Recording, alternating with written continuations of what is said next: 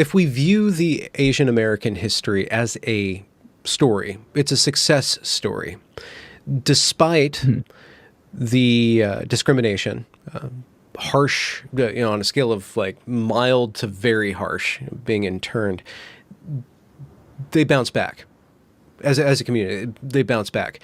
Why did they bounce back? What decision did they make as a community in order to go past those discriminations? And could that be used as a model for achievement, or for individuals getting through some sort of traumatic experience? Well, nobody makes decisions. Well, unless I know it's very low resolution. It's pretty loose. It's pretty loose. You're right. I know.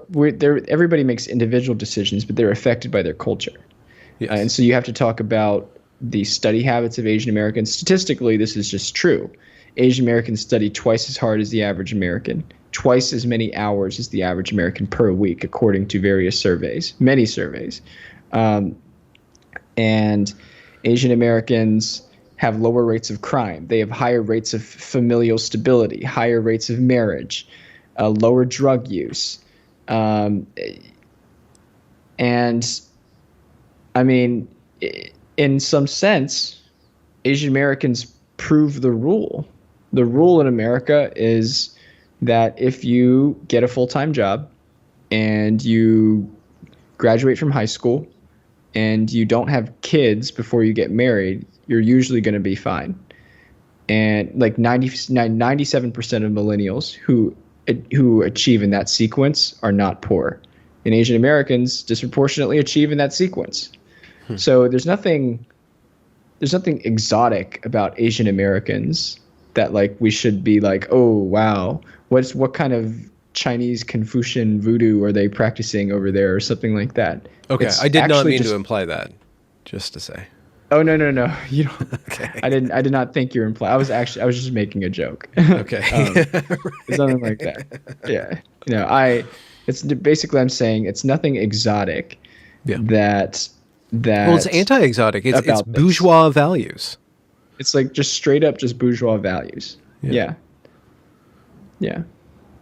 I was just thinking in terms of racial resentment and the ways in which the activist class within the... I really dislike this, so I apologize to everybody for thinking about this, but the way in which Black Lives Matter, let's just say, and Black Lives Matter themed activism operates up to and including Ibram Kendi and Robin DiAngelo is that it smolders resentment. And it looks back to the past as one of disparity. It's always looking back, and it's always framing everything in terms of victimhood and oppressorhood. And I just wonder if there's something that is non-productive about that, or counter to the values that Asian Americans as a community, broadly speaking, adopted, where they didn't have... What did they do with all the pain that they inherited by being interred, by being excluded? Do they just say this doesn't matter? This doesn't help? Why have they not used that as a tool of getting ahead, of seeking reparation in some way?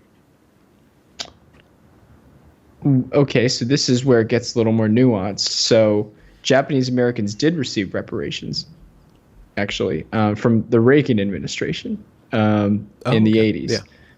They received a one-time payment of $38,000, I think, or $33,000 per household.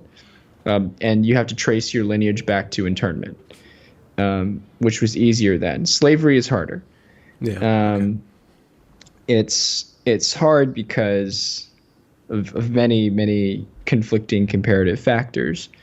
But that's only Japanese Americans, though. Chinese Americans never got any reparation for the fact that they were excluded and discriminated against and everything like that. So it's a complex, very nuanced story here. Yeah. Japanese Americans were doing well even before they got reparation. So it's not like the reparation caused them to do well. There's a lot of dynamics here at play. Yeah. But I think in terms of your question, asking Why haven't Asian Americans latched on to the same kind of resentment dealing? In a way, they haven't gotten into politics. They just are not involved in political circles as much as Black Americans are. That is just the case. I mean, Asian Americans are vastly underrepresented in U.S. politics. They also traditionally vote at lower rates, especially first gen, than other Americans.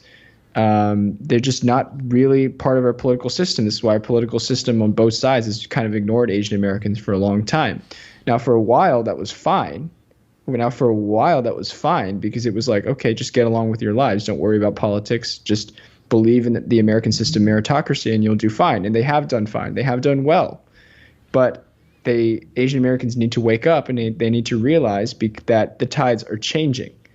These days, if you don't pay attention to politics at all, and you don't see where this country is going, you need to realize that you're next on the chopping block.